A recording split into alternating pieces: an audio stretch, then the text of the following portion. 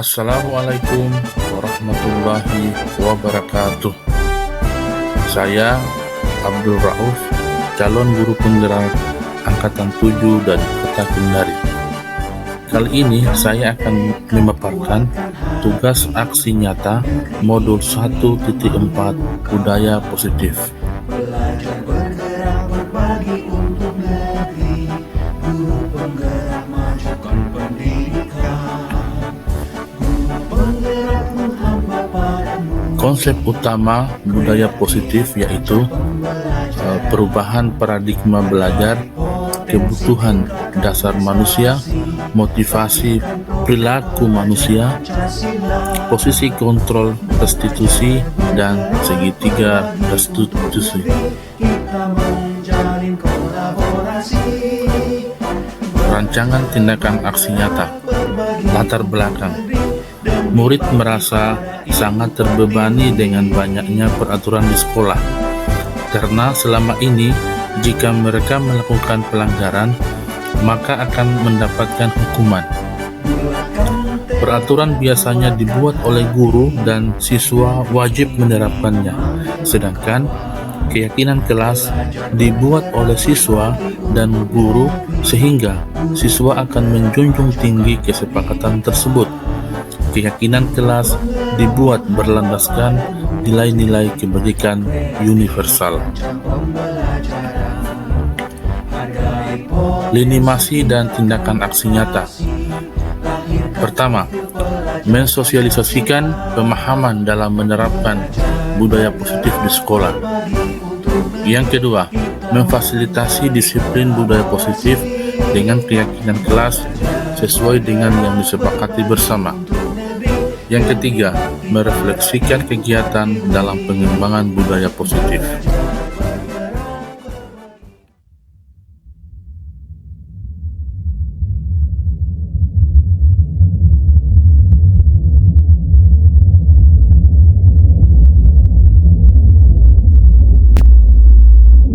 Yang kami hormati guru Sekolah Dasar SDN 6 Kendari yang sempat hadir.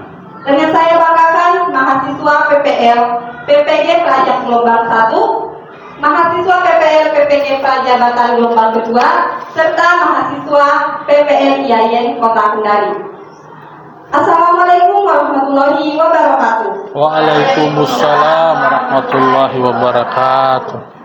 Puji syukur kita panjatkan kehadirat Allah Subhanahu wa Ta'ala yang telah memberikan kita kesempatan serta nikmat dan kesehatan sehingga kita bisa hadir dalam tempat ini guna menghadiri acara diseminasi modul 1.4 Budaya Positif. Dan Indonesia tanah airku, tanah tumpah darahmu, di sanalah aku berdiri, jadi pandu hidupku. Indonesia kebangsaanku, bangsa dan tanah airku. Marilah kita berseru, Indonesia bersatu. Hiduplah tanahku, hiduplah negeriku, bangsaku, rakyatku semuanya. Bangunlah jiwanya, bangunlah badannya untuk Indonesia Raya. Indonesia Raya merdeka, merdeka, tanahku, negeriku yang ku cinta. Indonesia Raya merdeka, merdeka, hiduplah Indonesia Raya.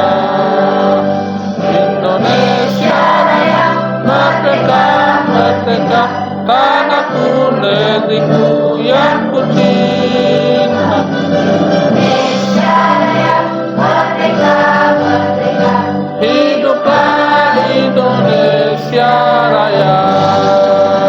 Diseminasi modul 1.4 Budaya Positif program pendidikan guru penggerak angkatan ke-7 Kota Kendari. Pada pagi hari ini kita masih di beri kesehatan, kekuatan hadir di tempat di sekolah yang insya Allah kita cintai bersama ini. Salawat dan salam kepada junjungan Nabi besar Muhammad Sallallahu Alaihi Wasallam.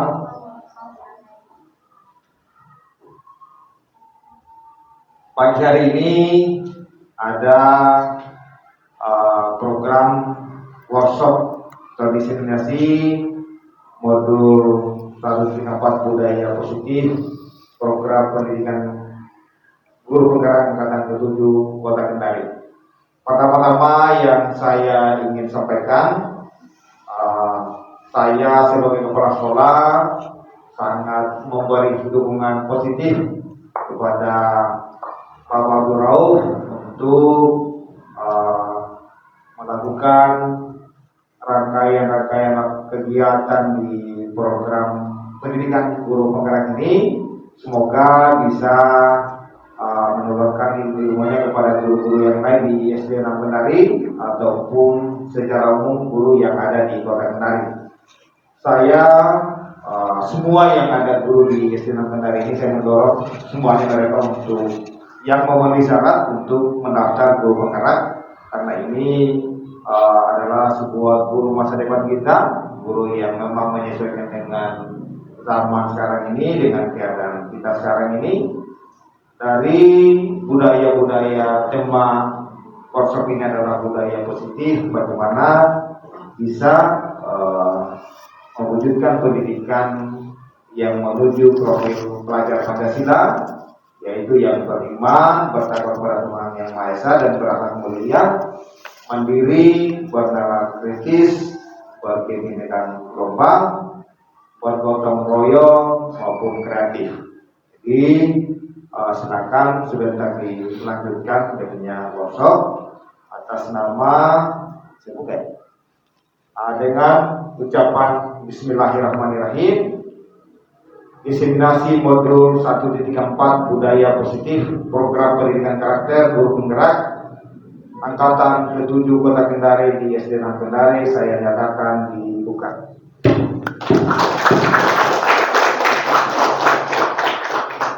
Demikian, mudah-mudahan kegiatan ini bisa bermanfaat dan bernilai ibadah untuk kita semua. Saya akhiri dengan ucapan billahi taufiq wal hidayah. Wassalamualaikum warahmatullahi wabarakatuh. Waalaikumsalam warahmatullahi wabarakatuh. Baik, itulah tadi sambutan dari Bapak Kepala Sekolah. Kami ucapkan banyak terima kasih. Selanjutnya, marilah kita bersama-sama memasuki acara kegiatan inti kita pada hari ini, yaitu pemaparan modul 1.4 budaya positif yang akan disampaikan langsung oleh calon guru penggerak angkatan 7 Kota Kendari, Bapak Abdul Rauf SPD. Namun sebelum pemaparan kami sampaikan kepada seluruh audiens akan ada sesi tanya jawab. Jadi kami mohon agar bisa menyiapkan pertanyaan kepada pemapar kita. Selanjutnya saya persilakan kepada Wassalatu wassalamu ala asyrafil anbiya'i wal mursalin Sayyidina wa maulana Muhammadin wa ala alihi wa ashabihi ajmain. Amma ba'd. Yang terhormat Bapak Kepala SD Negeri 6 Kendari, yang saya hormati rekan guru SD Negeri 6 Kendari, yang saya hormati adik-adik mahasiswa dari UHO, dari STAI. Alhamdulillah, puji syukur kita panjatkan kehadirat Allah Subhanahu wa taala karena kita masih diberikan kesehatan dan kekuatan untuk melaksanakan kegiatan kita ini. Salawat serta salam senantiasa kita kirimkan kepada junjungan kita Nabi besar Muhammad sallallahu alaihi wasallam. Perjuangan beliaulah sehingga kita diantarkan dari alam jahiliyah ke alam yang terang benderang ini seperti hari ini. Bapak Ibu guru yang mulia, pertama-tama saya ingin mengucapkan banyak terima kasih sudah menyempatkan waktunya untuk mengikuti kegiatan ini. Selanjutnya permohonan maaf. Jadi di sini saya bukan untuk mengajari, ya. Jadi ini adalah tuntutan kami sebagai calon guru penggerak, jadi kami diwajibkan untuk melakukan kegiatan di Sebenas ini.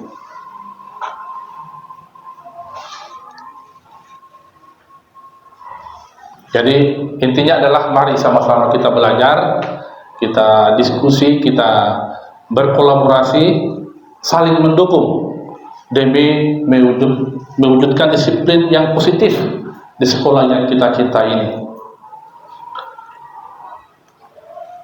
Ya, kita awali dengan 3 pertanyaan pemantik dulu ya. Apakah setuju atau tidak setuju? Yang pertama, hukuman itu dapat mendisiplinkan anak. Bagaimana ini? Pemberian hukuman dengan hal yang positif seperti membaca atau membersihkan halaman sekolah. Setuju?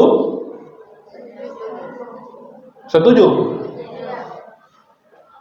Nomor 3, pemberian penghargaan atau hadiah dapat meningkatkan motivasi belajar anak. Setuju?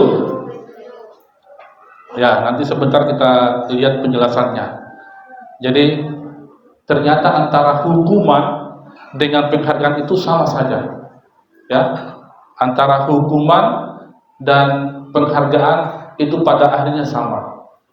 Artinya hukuman dan penghargaan itu adalah motivasi ekstrinsik, motivasi dari luar, bukan dari dalam.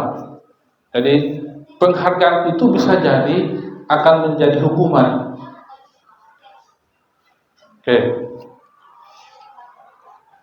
Jadi konsep utama budaya positif itu yang pertama adalah perubahan paradigma belajar, teori motivasi, hukuman dan penghargaan. Yang ketiga keyakinan kelas, kemudian kebutuhan dasar manusia, dunia berkualitas, 5 posisi kontrol restitusi, dan segitiga restitusi. Oke, kita mulai dari yang pertama, disiplin positif dan nilai-nilai kebajikan universal. Kita bermain dulu. Misalkan itu emas, jadi silakan digenggam seperti ini, ya. Letakkan di salah satu tangan Anda dan genggam. Karena itu sangat berharga, itu adalah logam mulia, itu emas. Kemudian teman di sampingnya akan mencoba dengan sekuat tenaga, dengan berbagai cara untuk meminta. Silakan diminta. Mungkin dengan dibujuk, ya, dibujuk atau diancam. Coba silakan diminta itu koinnya. Dibujuk atau diancam, atau mungkin dihardik, atau mungkin dirayu, atau mungkin disuap supaya dibujuk atau dimarahi, ya, atau disuap. Kalau memang kita tidak mau, ya tidak mau. Itu membuktikan bahwa motivasi intrinsik itu adalah sangat mempengaruhi dalam melakukan perbuatan. Jadi sama halnya juga misalnya dengan kita, ya, melakukan ibadah puasa. Jadi walaupun mungkin kita sahurnya hanya air putih, kemudian kita mengajar pulang pergi panas matahari, kemudian kita capek karena kita meyakini bahwa berpuasa itu adalah ibadah yang baik dan benar, maka kita tetap akan berpuasa karena itu memang motivasinya adalah dari dalam diri, Jadi, nah ini yang akan menjadi perubahan paradigma kita selama ini, kita sebagai guru, bahwa sendiri. Kemudian ilusi bahwa kritik dan membuat orang bersalah dapat menguatkan karakter. Ya. Jadi yang akan menguatkan karakternya siswa itu ya hanya dirinya sendiri. Orang lain, guru, orang tua, temannya itu tidak akan mampu untuk menguatkan karakternya. Kemudian ilusi bahwa semua penguatan positif efektif sekalipun disuap, dibujuk-bujuk, dirayu, kalau memang dia tidak mau ya susah juga, karena motivasinya adalah motivasi ekstrinsik dari luar, beda dengan intrinsik. Kalau motivasinya dari dalam diri itu sangat mudah kita lakukan.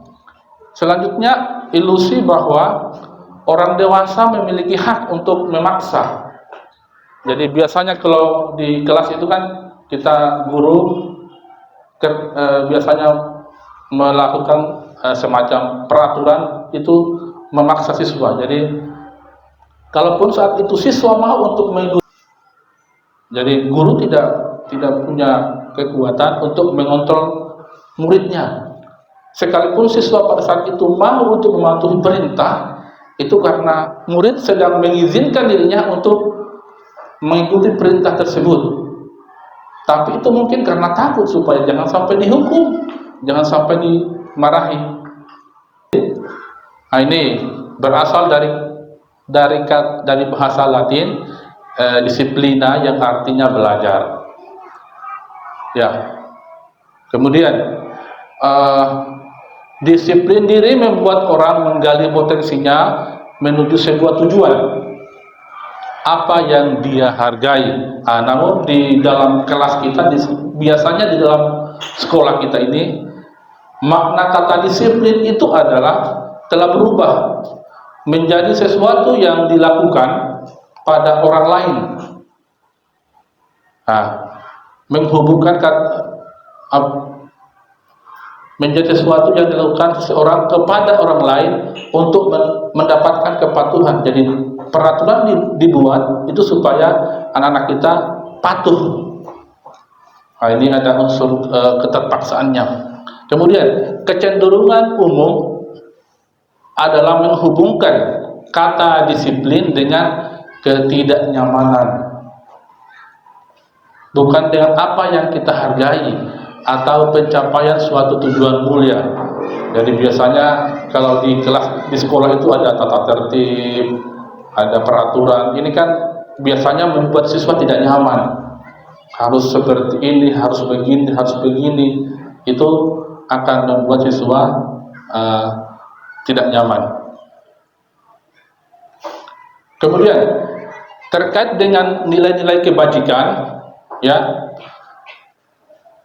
Nilai kebajikan itu adalah sifat-sifat positif manusia yang merupakan tujuan mulia yang ingin dicapai setiap individu. Nilai-nilai tersebut bersifat universal, bersifat umum, lintas bahasa, agama, suku, maupun latar belakang. Misalnya nilai suka memberi, itu kan lintas agama, lintas suku. Di agama apapun itu pasti diajarkan untuk kita saling memberi, atau misalnya saling menghormati dan lain sebagainya. Nah, setiap perilaku atau perbuatan tentu memiliki tujuan. Ada tujuannya, ada motivasinya. Ini menurut Dr. William. Dengan mengaitkan nilai-nilai kebajikan yang diyakini seseorang, maka motivasi intrinsiknya akan terbangun. Jadi nilai kebajikan ini dikaitkan dengan motivasi intrinsik atau motivasi dari dalam dirinya, maka motivasi intrinsiknya akan terbangun sehingga dapat menggerakkan diri, sehingga dapat menggerakkan motivasi dari dalam untuk dapat mencapai tujuan yang mulia. Jadi nilai kebajikan yang sudah diyakini, yang bersifat universal itu akan membangunkan motivasi intrinsik siswa. Kalau di sekolah ini yang kurikulum merdeka, nilai-nilai kebajikan itu kan kita kenal dengan profil pelajar Pancasila. Ya. Yang pertama itu beriman dan bertakwa kepada Tuhan Yang Maha Esa. Tentu di sini kita mengharapkan bahwa semua siswa kita dapat menerapkan budaya positif itu dan akan bertakwa atau beriman kepada Tuhan. Jadi siapapun dia, agama apapun, diharapkan mampu untuk beriman dan bertakwa. Kemudian siswa mampu mandiri, bernalar kritis, berkebinekaan global, bergotong royong, dan kreatif. Nah, ini kita kenal dengan profil pelajar Pancasila. Selanjutnya, teori motivasi. Nah, ini teori motivasi perilaku manusia. Yang pertama, setiap siswa ya berperilaku itu karena ada 3 motivasi, yaitu untuk menghindari ketidaknyamanan. Seperti di dalam kelas biasanya siswa melakukan tugasnya itu mungkin bisa jadi karena untuk menghindari ketidaknyamanan. Kalau mungkin tidak dikerjakan tugasnya ya biasanya kan diomeli, ya dimarahi. Itu jadi motivasi ini adalah motivasi dari luar, eksternal, bukan dari dalam dirinya. Kemudian yang kedua, untuk mendapatkan hadiah atau pujian atau imbalan. Nah, ini juga adalah motivasi eksternal, motivasi yang dari luar. Yang paling ideal itu adalah motivasi intrinsik, yaitu untuk menghargai dirinya sendiri. Ya, ini tujuan akhir dari disiplin positif itu adalah untuk menghargai dirinya sendiri. Ini yang paling ideal, motivasi internal, motivasi dari dalam. Misalnya kalau budaya literasi membaca di anak-anak di Jepang itu, di kereta api, di mobil mereka membaca karena mereka yakin nilai itu adalah baik dan benar, sehingga mereka walaupun di dalam kendaraan umum tetap membaca. Literasi membacanya sangat luar biasa. Dengan hukuman. Jadi tidak selamanya ranking 1 itu adalah positif. Bisa jadi yang ranking 1 itu lama kelamaan juga akan merasa akan dihukum. Bahwa penghargaan berlaku sama dengan hukuman dalam arti meminta atau membujuk. Seseorang melakukan sesuatu untuk memenuhi suatu tujuan tertentu dari orang yang meminta atau membujuk. Dorongannya eksternal dan akan ada faktor ketergantungan. Ya, beberapa dampak dari pemberian penghargaan. Pengaruh jangka pendek dan jangka panjang. Penghargaan menghukum. Jadi biasanya kalau anak-anak yang dari kelas 1 sampai kelas 5-nya ranking 1, tiba-tiba di kelas 6-nya ranking 3 atau ranking 2, itu bisa jadi dia akan merasa dihukum oleh penghargaan itu sendiri. Kemudian, penghargaan merusak hubungan. Biasanya kalau dalam kurang untuk lebih giat untuk belajar. Penghargaan mengurangi motivasi intrinsik. Jadi ini karena motivasinya adalah motivasi dari luar, karena ada hadiahnya, tentu akan mempengaruhi motivasi intrinsiknya atau motivasi dari dalam dirinya. Dalam memberikan apresiasi atau pengakuan, yang perlu diingat beberapa hal. Ini yang pertama, beri pengakuan secara khusus kepada siswa. Kemudian beri pengakuan secara pribadi. Kemudian beri pengakuan kepada semua murid secara bergantian. Jadi jangan karena hanya 1 orang atau 2 yang jago matematika, ya hanya itu saja yang kita beri penghargaan. Yang lainnya kita abaikan. Ada hukuman, ada konsekuensi. Tindakan guru mencatat 100 kali, diminta push up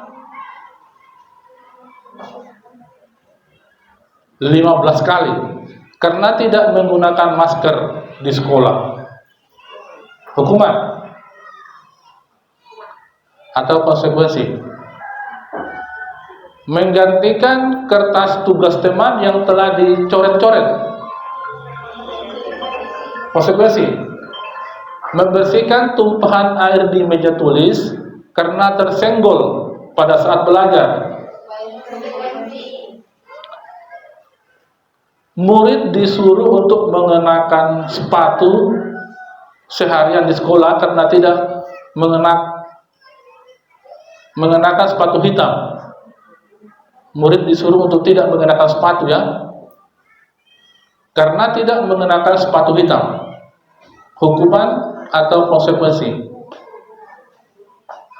Hukuman. Lari mengelilingi lapangan basket 2 kali karena terlambat 10 menit untuk pelajaran PJOK. Ini kunci jawaban. Mencatat sekali itu hukuman. Lari itu hukuman. Murid diminta push up itu hukuman. Menggantikan kertas teman, itu baru konsekuensi.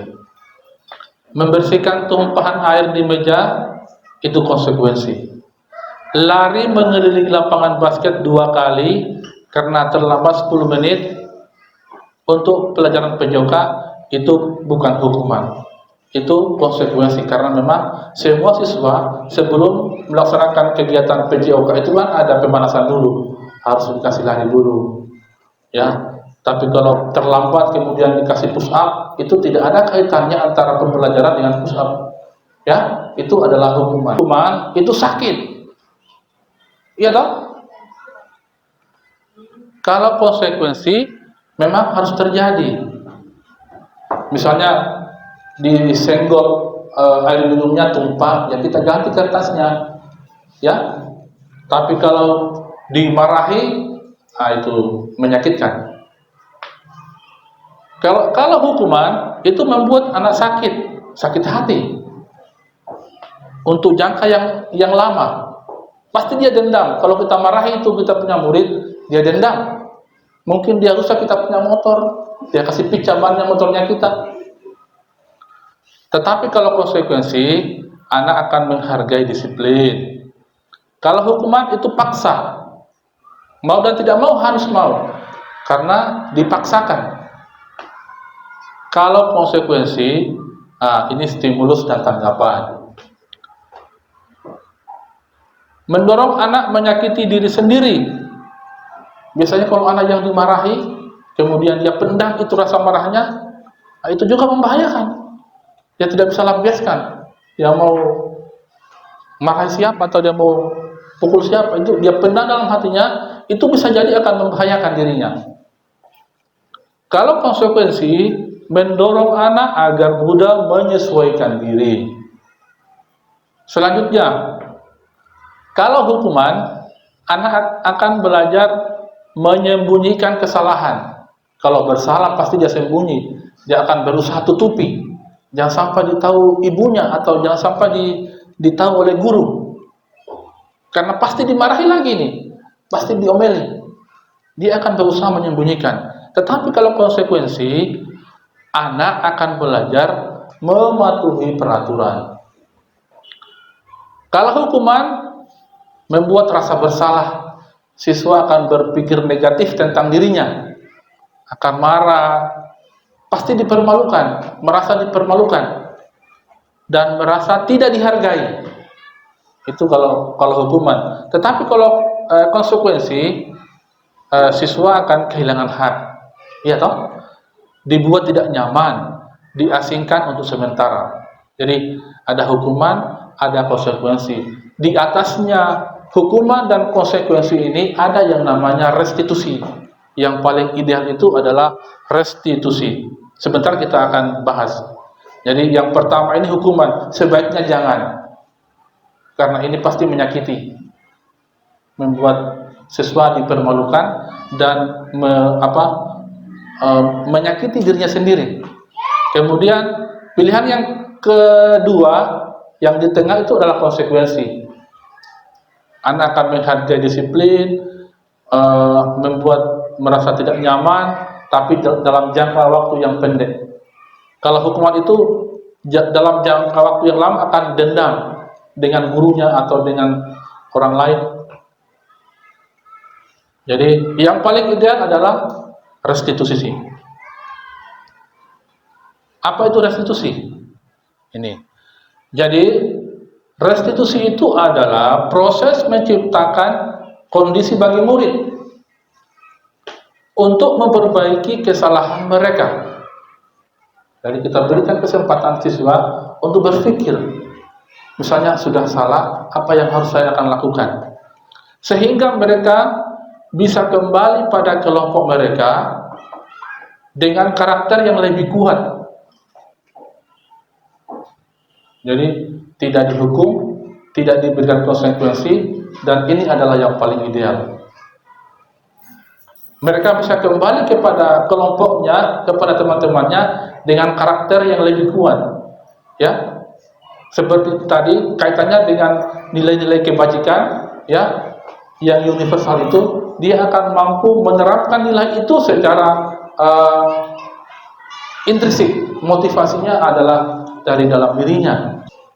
Nah, jadi kita guru dan siswa diajak diskusi untuk memecahkan masalahnya dan membantu murid berpikir tentang orang seperti apa yang mereka ingin menjadi atau tujuan mulia, kaitannya dengan nilai-nilai kebajikan tadi, dan bagaimana mereka harus memperlakukan orang lain.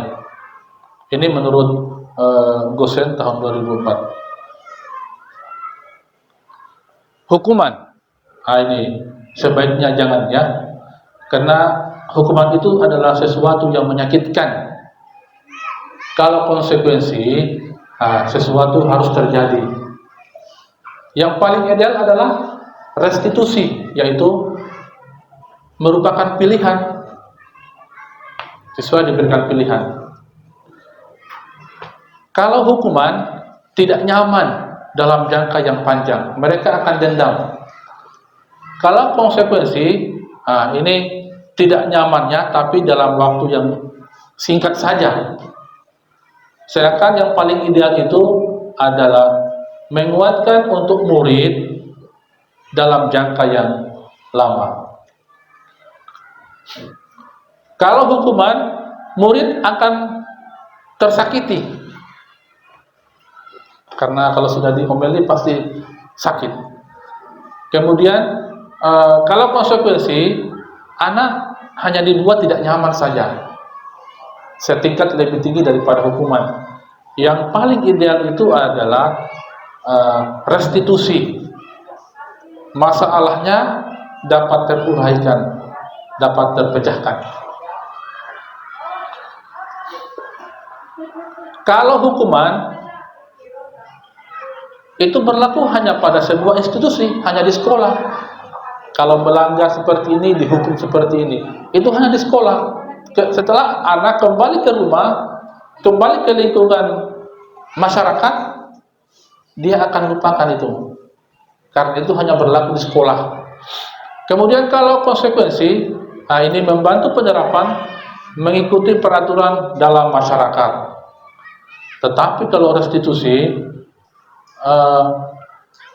fokus pada pemecahan masalah dalam jangka panjang. Jadi walaupun di sekolah kan, di rumah, setelah SMP, SMA, itu pasti dia akan meyakini bahwa nilai ini adalah baik.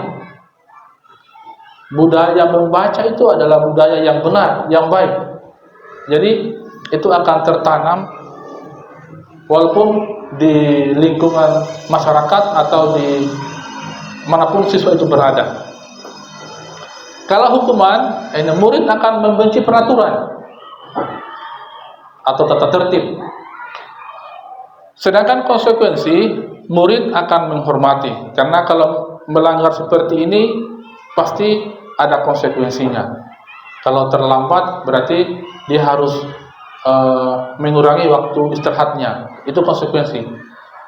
Kalau restitusi, anak akan menghormati dirinya dan orang lain. Nah, ini adalah ciri-ciri dari restitusi. Yang pertama, bukan untuk menebus kesalahan, namun untuk belajar dari kesalahan. Yang kedua, memperbaiki hubungan. Yang ketiga, tawaran. Jadi misalnya ada siswa yang bersalah, kita berikan tawaran. Nanti kamu mau jadi seperti apa? Atau kira-kira perilaku apa yang sebaiknya akan kamu lakukan? Restitusi menjadi kebutuhan dasar yang mendasari tindakan. Kemudian restitusi itu fokus pada solusi dan mengembalikan murid yang berbuat salah pada kelompoknya.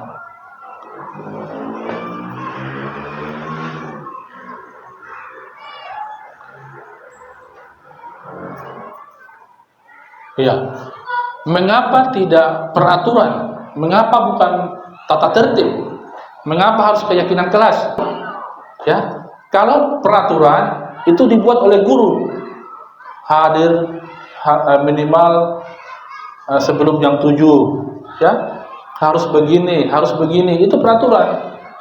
Itu dibuat oleh guru dan siswa wajib untuk mengikutinya. Tetapi kalau keyakinan ini adalah dibuat oleh siswa, itu ya, dibuat oleh siswa, jadi guru hanya memfasilitasi.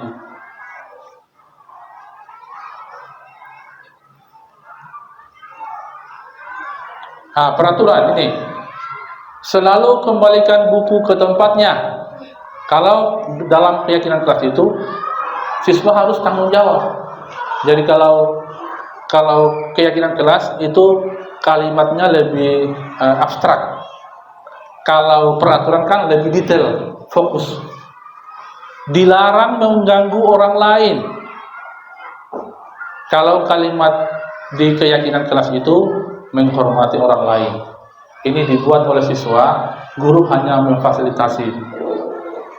Dilarang menggunakan narkoba. Ini tentu nilai kesehatan. Jangan berlari di kelas. Ini peraturan. Kalau di keyakinan kelas itu adalah keamanan, ya. Jadi dibuatkan kalimatnya lebih abstrak. Jadi ini keyakinan kelas dibuat oleh siswa seperti ini, guru hanya memfasilitasi. Itu. Kemudian setelah jadi itu keyakinan kelasnya ditempel di dalam ruangan.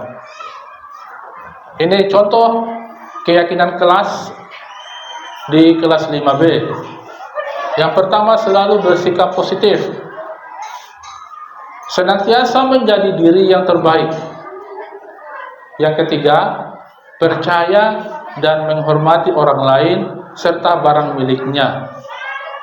Berkomitmen pada setiap tugas, senantiasa membantu, dan terakhir menjaga kebersihan kelas.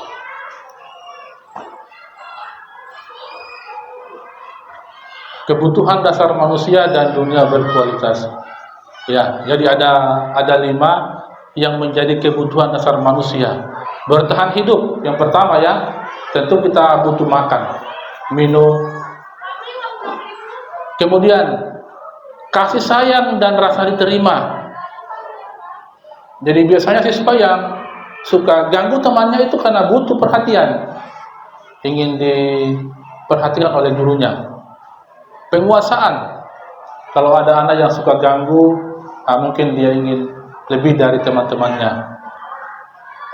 Kemudian kesenangan, siswa butuh rasa bahagia, harus happy. Jadi pada saat proses pembelajaran dalam ruangan, pertama-tama itu siswanya harus happy dulu, harus bahagia.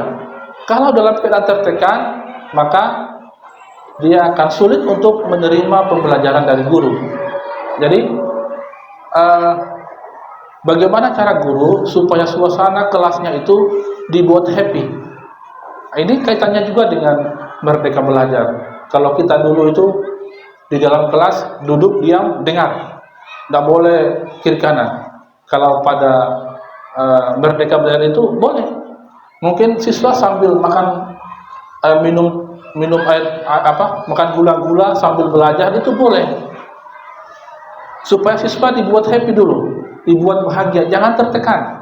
Karena ketika tertekan, maka susah untuk menerima materi pembelajaran. Gitu. Kasih bahagia mereka supaya mudah untuk menerima materi pembelajaran. Kebebasan sama dengan kesenangan. Jangan terlalu banyak aturan. Ya, jadi bebas tetap dalam kaidah yang benar, ya.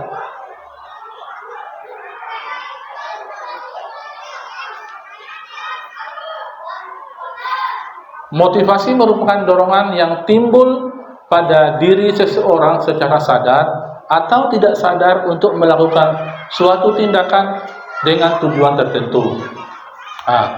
Yang pertama itu untuk menghindari ketidaknyamanan dan hukuman.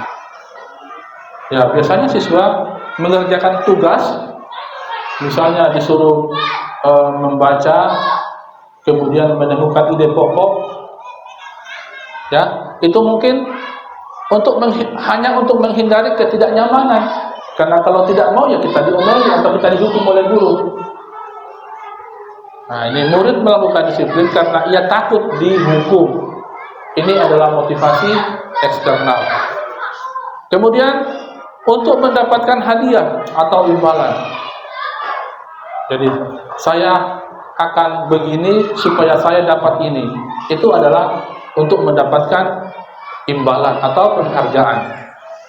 Yang paling ideal adalah yang ketiga, menghargai nilai-nilai kebajikan diri sendiri.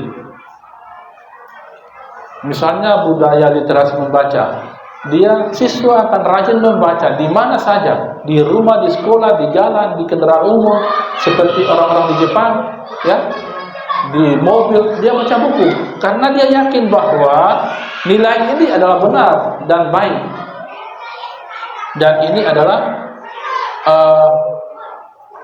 disiplin karena sadar akan nilai kebajikan dirinya. Ini merupakan motivasi intrinsik.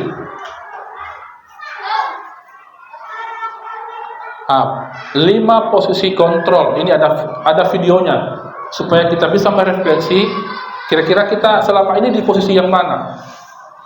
Apakah posisi yang pertama atau kedua?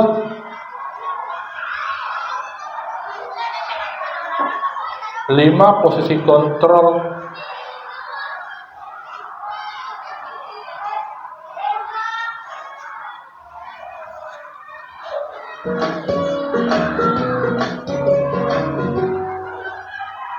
Salam bahagia Ibu dan Bapak Guru hebat.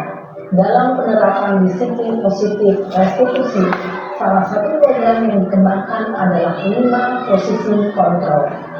5 posisi kontrol dalam restitusi adalah menyakiti dan menyindir. Hukuman bisa berupa fisik maupun psikis. Ibu dan Bapak Guru hebat. Dampak yang terjadi pada murid ketika guru berada pada posisi terhukum adalah murid cenderung akan memberontak, bahkan menyimpan dendam.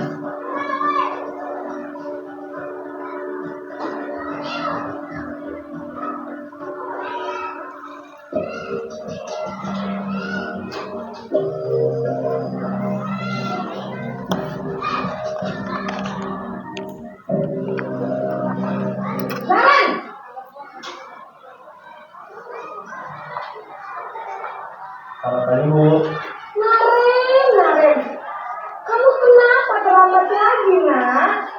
Ya Tuhan, Naren, kamu senang nggak guru itu saya? Kalau kamu terlambat lagi, nanti guru yang ditegur bapak kepala sekolah, nak. Disangka ibu tidak bisa menghina kamu. Duh, gimana ini? Maaf, Bu. Bu Gusti Naren, kamu suka ya kalau ibu ditegur bapak kepala sekolah? Terus, sekarang ibu harus tulis apa yang di buku absen? Ini kamu sudah sering terlambat loh. Ibu harus apa coba? Maaf, Bu. Maaf sekali. Ya sudah, lain lain kali jangan bikin ibu susah lagi ya nak ya. Ibu tidak akan pernah lagi ngomong gini terus. Bisa jantungan kalau ibu tegur bapak kepala sekolah. Kalau kita kelas. Maaf ya Bu, maaf sekali. Posisi pembuat rasa bersalah berbicara dengan nada tenang, cenderung lembut. Namun kata-kata yang diutarakan membuat murid merasa menjadi orang yang gagal, memandang buruk dirinya sendiri, merasa tidak berharga, dan tidak sanggup membahagiakan orang lain. Ketika guru mengambil posisi pembuat rasa bersalah, murid akan menganggap dirinya yang bersalah dan ia akan menyimpan emosi negatif tersebut di dalam dirinya.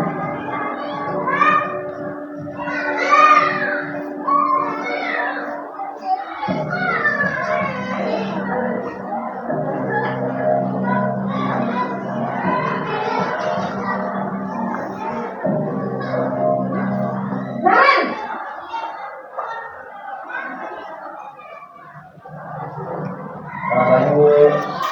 Wah, sudah jam berapa ini nak? Terlambat lagi ya sayang. Iya Bu, habis tuh saya lupa bawa motor saya Bu. Kamu malah menyalahkan ibu kamu.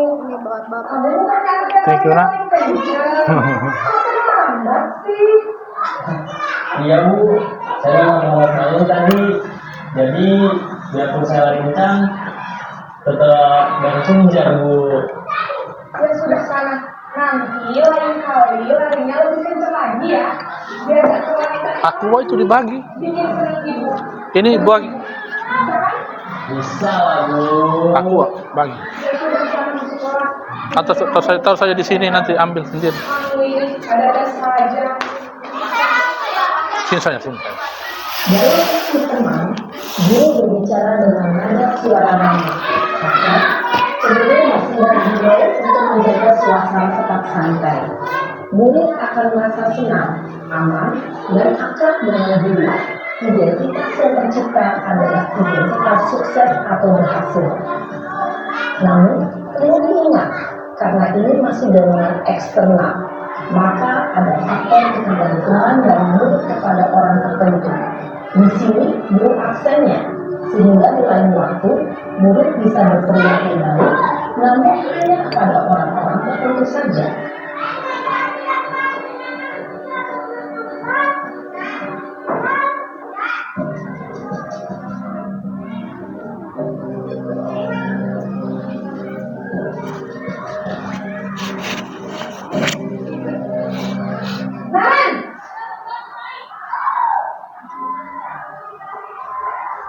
Selamat pagi Bu.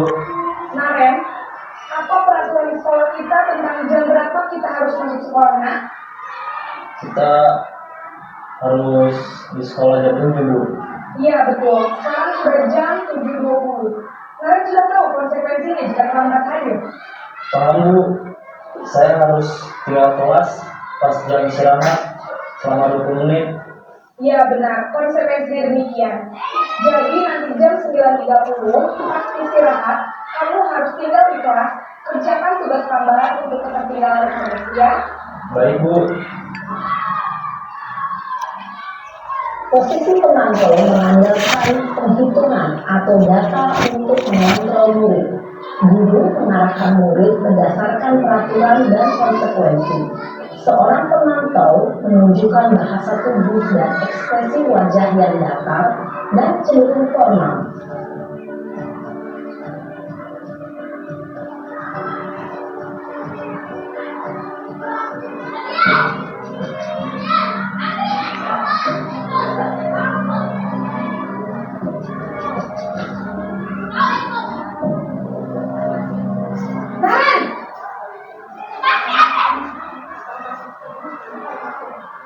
Selamat pagi Bu. Selamat pagi Nara. Maaf Bu, saya terlambat. Iya, sekolah masuknya jam 7, sekarang sudah jam 7.20. Jadi sekarang bagaimana ini Nara? Maaf Bu, saya lupa soal saya semalam. Baiklah, menurut kamu, keyakinan sekolah yang mana yang perlu kamu tingkatkan? Menghargai diri sendiri dan orang lain mungkin ya Bu. Setuju. Jadi, apakah Naren meyakini prinsip saling menghormati tersebut? Iya Bu, saya meyakininya. Apakah Naren bersedia memperbaiki masalah keterlambatan ini? Bersedia Bu. Bagaimana kamu akan memperbaiki masalah keterlambatan ini? Saya akan coba untuk tidak lupa menyetel alarm saya Bu. Baik, kalau Naren dan alarm di rumah, ada orang yang kira-kira bisa bantu mengingatkan tidak? Ada Bu, kakak saya, Kak Emma. Ada lagi selain Kak Emma? Selain Kak Emma, ada ibu saya. Baik, jadi yang mengingatkan Naren adalah Kak Emma dan ibu kamu ya. Kira-kira akan mulai alarm kapan Naren? Setelah pulang sekolah, akan segera saya lakukan. Baik, jadi Naren akan setel alarm untuk bangun besok pagi dan akan diingatkan oleh kakak dan ibu dan Naren ya. Ada lagi yang mungkin perlu dilakukan Naren? Agar tidak terlambat bangun lagi. Tidak ada Bu. Baik Naren, terima kasih untuk kerjasama kamu. Sekarang kamu perlu kembali ke kelas untuk belajar. Baik Bu, terima kasih. Posisi manajer adalah posisi kontrol yang disarankan untuk membimbing murid memiliki sikap disiplin yang positif, yaitu murid yang mandiri, bertanggung jawab, dan dapat memecahkan masalah. Tujuan dari posisi ini adalah agar murid dapat berefleksi atas tindakannya. Guru akan dengan terus memberikan pertanyaan-pertanyaan bermakna, sehingga membuat murid dapat belajar dari kesalahannya dan mencari sebuah solusi untuk menyelesaikannya. Ibu dan Bapak guru hebat, setelah mengamati adegan kelima posisi kontrol tadi, kira-kira posisi mana yang paling ideal? Posisi mana yang dapat menunjang motivasi intrinsik murid? Ya, tentu posisi manajer. Posisi ini memang posisi ideal yang ingin dituju setiap pendidik. Pada posisi inilah, guru dapat menerapkan disiplin positif yang berpihak pada murid, yang memerdekakan murid. Perjalanan seorang pendidik tentunya tidak mudah untuk sampai pada posisi seorang manajer. Namun, tujuan kita pasti, yaitu menciptakan murid-murid yang mandiri, merdeka, dan bertanggung jawab. Semoga penggambaran 5 posisi kontrol yang telah diperlihatkan ini dapat menjadi ajar refleksi bagi kita semua, agar dapat terus mengasah dan menerapkan disiplin positif yang memerdekakan murid. Mari terus berlatih dan bersemangat. Selamat menerapkan. Salam dan bahagia Ibu dan Bapak guru hebat.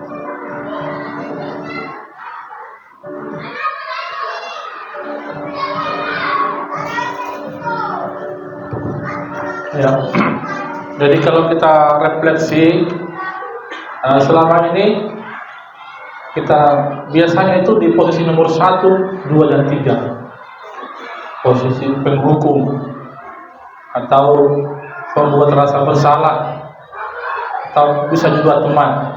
Yang paling ideal itu adalah posisi manajer. Tentu ini tidak mudah, ini butuh waktu lama, butuh kemauan yang kuat, karena namanya guru juga tentu adalah manusia biasa, dalam keadaan tertentu bisa juga marah ya. Jadi yang paling ideal itu adalah ternyata posisi manajer, karena siswa akan menghargai dirinya dan meyakini nilai-nilai kebajikan, selanjutnya menguatkan pribadinya.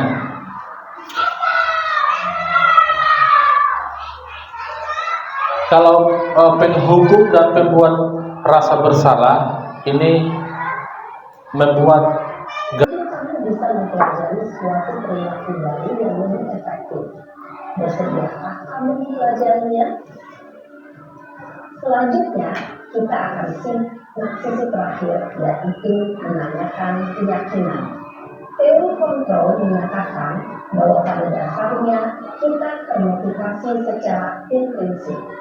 Pada saat perilaku yang salah tervalidasi dan identitas sukses telah stabil, maka murid telah siap mengalihkan keyakinan-keyakinannya dengan tindakannya yang salah. Dalam pemikirannya telah bergeser ingin menjadi orang yang dituju. Pertanyaan-pertanyaan ini dapat mengaitkan keyakinan-keyakinan yang anut murid. 1. Sebagai keluarga atau kelas, apa yang kita yakini? 2.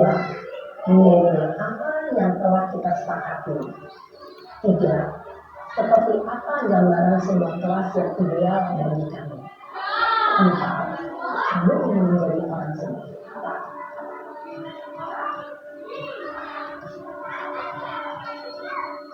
Dalam menerapkan segitiga restitusi, perlu diperhatikan beberapa hal, yaitu 1. Perilaku yang salah perlu dikaitkan dengan nilai-nilai atau keyakinan-keyakinan yang telah disepakati atau dituju. 2. Kesediaan orang yang melakukan kesalahan untuk memperbaiki masalah. 3. Pemecahan masalah sebisa mungkin relevan atau memiliki hubungan dengan masalah yang ada. 4. Usaha. Perlu adanya suatu usaha perbaikan dari pihak yang berbuat kesalahan. 5. Waktu. Perlu didedikasikan waktu dari pihak yang berbuat kesalahan. Tanyakan kapan akan mulai dilakukan usaha untuk memperbaiki masalah. Dengan memahami struktur penerapan segitiga restitusi, diharapkan guru dapat menerapkan posisinya sebagai manajer dengan mengajukan pertanyaan-pertanyaan bermakna yang dapat membuat murid menjadi lebih percaya diri, bertanggung jawab, dan mandiri. Nah, Ibu Bapak Guru perlu tidaknya mengikuti ketiga tahapan dalam segitiga restitusi bergantung pada ringan beratnya suatu permasalahan. Misalnya, bila permasalahan tersebut ringan, maka tidak perlu dijalankan secara berurutan. Bahkan bisa semudah menanyakan apa keyakinan yang kita sepakati. Dengan menjalankan segitiga restitusi, dengan mengajukan pertanyaan-pertanyaan bermakna, diharapkan murid menjadi kuat secara pribadi, dapat membuka wawasan hidup agar dapat menyelesaikan permasalahannya sendiri, semakin percaya diri, mandiri, dan merdeka. Salam dan bahagia, Ibu Bapak Guru hebat.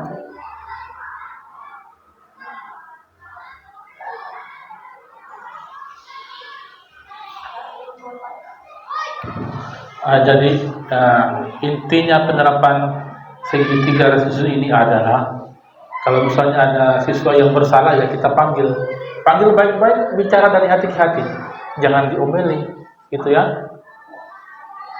Jadi yang pertama-tama menstabilkan identitas, kemudian kita validasi kebutuhannya dan menanyakan keyakinan kelas. Jadi ini disinilah pentingnya keyakinan kelas. Jadi bukan peraturan, bukan tata tertib, tetapi keyakinan kelas. Karena kalau keyakinan kelas ini adalah dibuat oleh siswa. Ketika siswa yang buat itu keyakinan, maka mereka pasti akan menjunjung tinggi nilai yang mereka telah buat itu. Saling menghormat, misalnya mereka akan karena merasa bahwa ini keyakinan adalah saya yang buat, maka saya harus junjung tinggi. Beda dengan peraturan. Kalau peraturan, guru dan siswa wajib mengikuti. Tetapi kalau keyakinan dibuat oleh siswa, maka siswa merasa bahwa itu adalah bagian saya dan akan menjunjung tinggi nilai-nilai tersebut.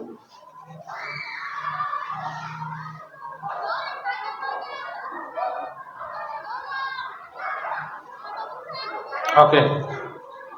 Jadi saya kira cukup sampai sini dulu ya.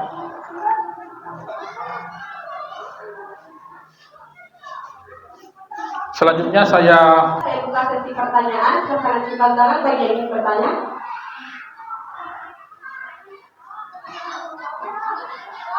Mungkin dari saya ada. Oke, baik. Saya persilakan kepada saudara Antrawati. Assalamualaikum warahmatullahi wabarakatuh. Waalaikumsalam warahmatullahi wabarakatuh. terima kasih atas kesempatan yang diberikan kepada saya. Saya ingin bertanya kepada Bapak sebagai juru pengarah. Pertanyaan saya ini Pak lebih ke pendapat Anda. Saya ingin bertanya bagaimana pendapat Anda ketika masih ada ketika kita masih menemukan guru yang melakukan hukuman dalam bentuk hukuman fisik atau mengeluarkan siswa, dan bahkan ada hukuman yang ketika siswa melakukan kesalahan diberikan denda, entah itu berupa uang atau hal yang lainnya. Menurut Bapak, apakah hal itu dapat dilakukan meskipun dengan alasan untuk mendisiplinkan siswa? Mohon masukan dan sarannya, Pak. Terima kasih. Oke, baik. Baik atau? Satu atau kita tampung dulu? Tampung dulu. Tampung. Oke, baik.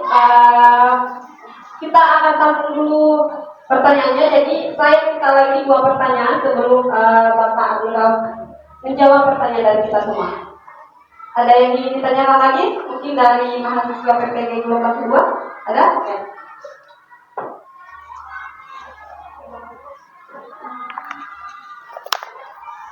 Terima kasih atas kesempatannya.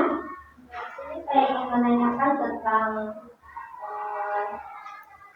apa yang telah dipaparkan mengenai hal apa hubungannya antara menciptakan suasana yang positif dengan proses pembelajaran yang berpihak kepada murid. Karena diketahui kan sekarang kita menjalankan kurikulum merdeka. Itu saja. Terima kasih.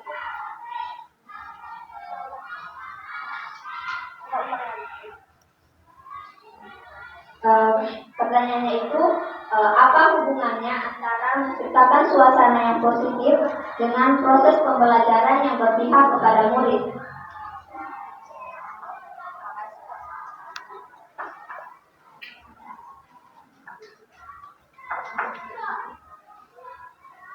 Oke, baik, dua pertanyaan dari mahasiswa PPG Praja Gelombang Kedua. Mungkin satu lagi pertanyaan yang kita tampung dulu. Mungkin dari mahasiswa IAIN ada? Maristai, ayo. Baik, bismillah. Terima kasih untuk sesuatunya. Di sini saya ingin bertanya itu bagaimana caranya kita tahu kalau yang kami lakukan ini apakah itu menghukum atau konsekuensi, dan bagaimana jika berada di kelas yang besar, kelas yang bukan kelasnya itu dia banyak siswanya begitu. Baik, itu saja, terima kasih.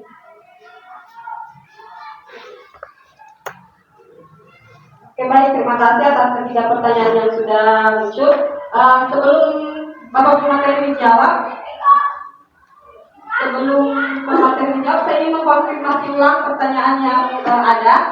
Pertanyaan pertama adalah bagaimana menurut Bapak terkait hukuman atau pemberian hukuman berupa fisik atau mengeluarkan siswa dari kelas, atau bahkan ada pengancaman untuk membayar denda bagi yang melanggar hukuman-hukuman atau tata tertib atau keyakinan kelas yang sudah dibuat. Betul seperti itu? Oke, betul. Untuk pertanyaan kedua yang datang dari mahasiswa gelombang PPG Praja Gelombang Kedua, yaitu bagaimana hubungan antara menciptakan suasana positif dan juga dengan berpusat pada peserta didik. Seperti itu? Ya, baik. Untuk pertanyaan ketiga, bagaimana cara kita sebagai guru untuk mengetahui perbedaan antara tindakan kita antara hukuman dan juga konsekuensi, apalagi kita berada di situasi kelas yang memiliki banyak peserta didik. Apakah seperti itu? Baik, itulah tadi 3 pertanyaan yang muncul. Selanjutnya akan dijawab oleh Bapak Nurul. Saya persilakan. Oke, terima kasih banyak atas pertanyaannya. Yang pertama terkait hukuman fisik. Kalau menurut saya itu salah.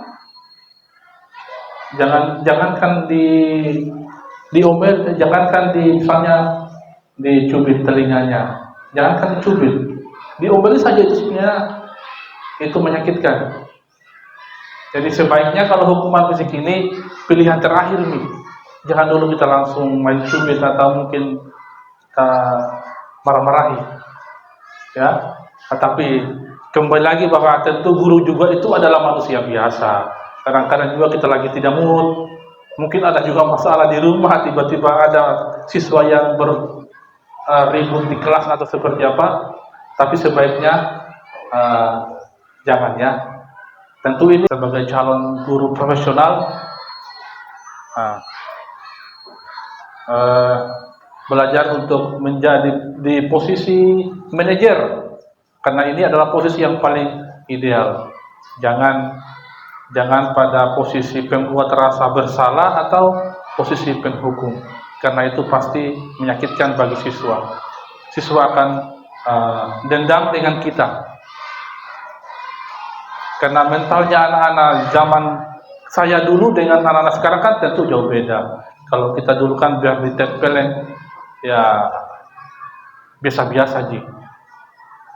Tetapi kalau belajar Ki Hajar Dewantara, Ingar Sosupolodo, Ingmad yang Mengkarsa, dan Tuturi Handayani itu guru.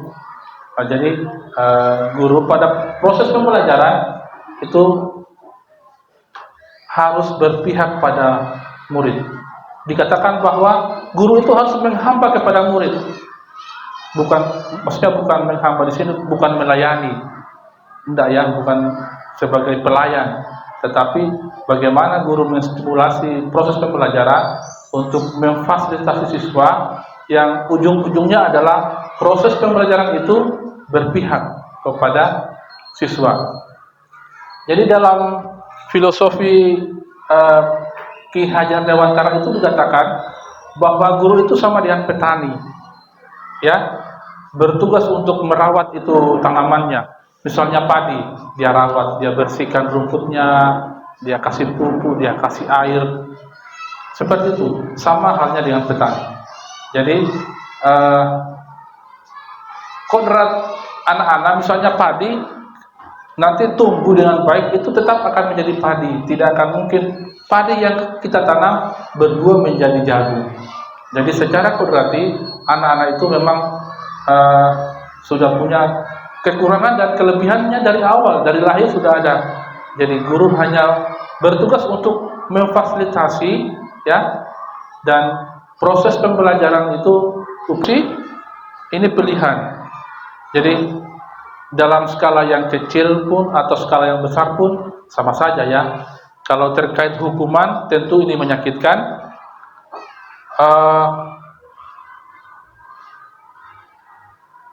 Perilaku agresif akan meningkat.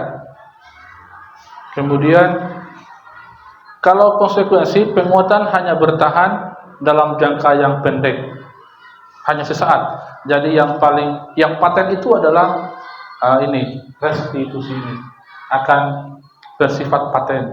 Jadi sekalipun siswa sudah kembali ke rumah, ke masyarakat, kalau memang nilai itu dia yakini bahwa baik, dia benar, itu insya Allah sampai SMP, SMA, sampai kuliah, itu pasti dia akan tetap lakukan.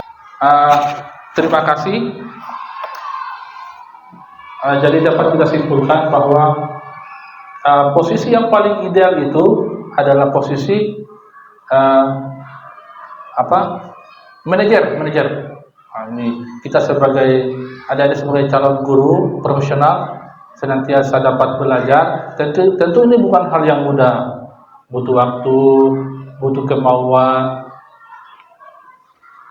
Jadi upayakan jangan selalu menjadi guru yang suka menghukum atau membuat rasa bersalah, tapi usahakan sebagai guru yang berposisi sebagai manajer. Oke, sekian. Lebih dan kurangnya mohon dimaafkan. Billahi taufiq wal hidayah. Assalamualaikum warahmatullahi wabarakatuh.